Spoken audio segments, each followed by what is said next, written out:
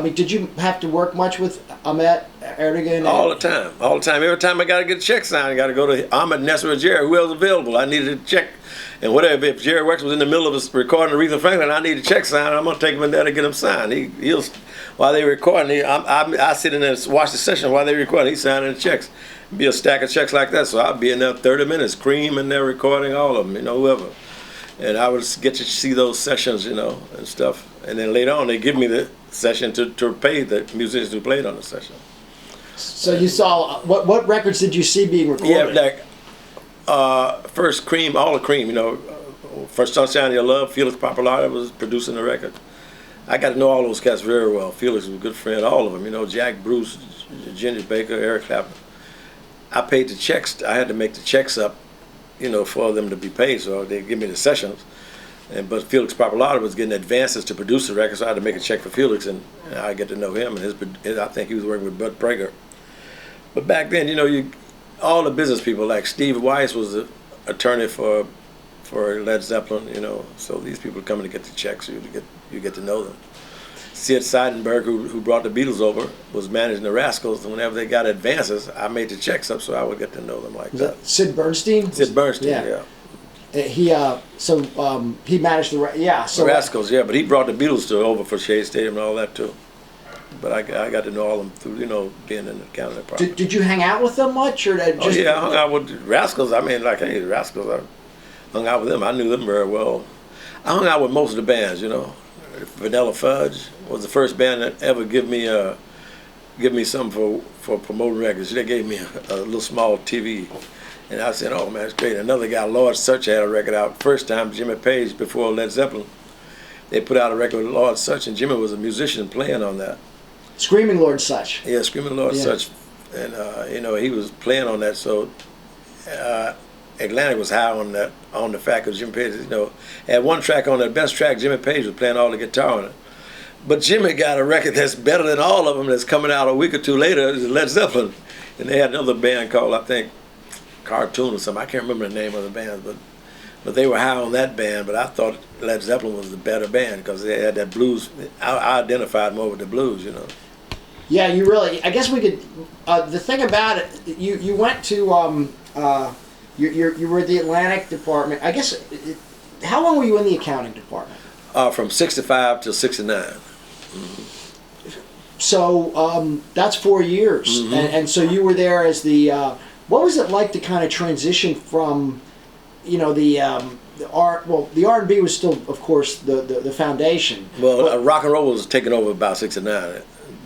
I mean, the gold records was mostly rock and roll, Yeah, what was it like though? Because album rock was starting and the FM music, FM stations. FM started like in 69. It was just started. I started when it first. I went over to promotion when our FM station was going from classical to. Yeah, what was it like to see? I mean, did this? Were you aware that they were looking to go into? I mean, these artists were being recorded. Who was promoting them before they really figured out what to do? I mean, who were some of the first rock artists that they were experimenting with? I guess you have to call Sonny and Cher and Buffalo Springfield and Vanilla Fudge was the first records that started happening. As far as that, and then. Did you know Phil Bazille? Yeah, I knew Phil Bazille well. He managed Vanilla Fudge. He's the one that gave me this. He had a club out on Long Island. The Action House, right? Yeah, right. Yeah, something like that. I don't know the name of it, but he was out on Long Island. I know. Phil was great. Phil, and then he had a guy called Fat Frankie was his body was like the road manager for the band. Yeah, I loved them cats. They were great, man. They were like classic, boy. I've been loving you too long. Good love, all that shit. Were you going to a lot of shows? I went to them every time they played. Anywhere they played, I went. If they was in New York, because I was. But I mean, all the artists. Or were you during the day you were working in the accounting department? And I would go to the shows. I went to see the Beatles at Shea Stadium when I was working in the accounting department. I had just got a job. I'd just been working there a few weeks. I got tickets.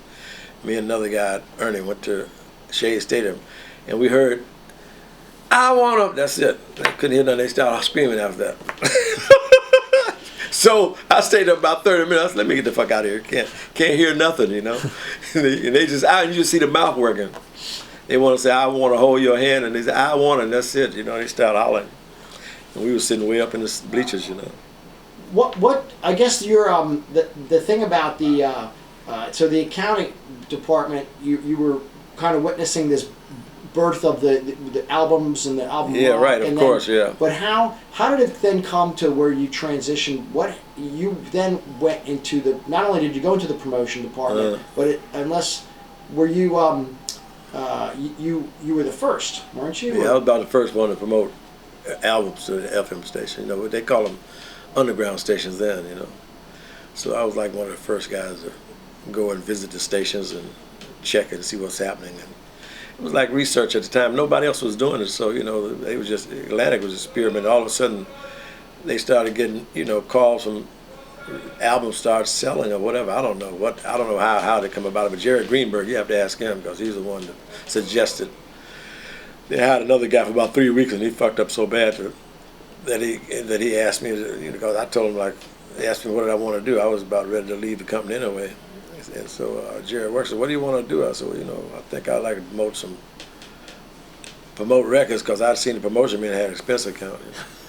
So I was like, I like promote records, but I wasn't interested in promoting no R&B, you know. I was trying to. What? So this was Jerry Greenberg or Jerry? Jerry Wexler Jerry Greenberg was one suggested to Jerry Wexler that they should try me for it.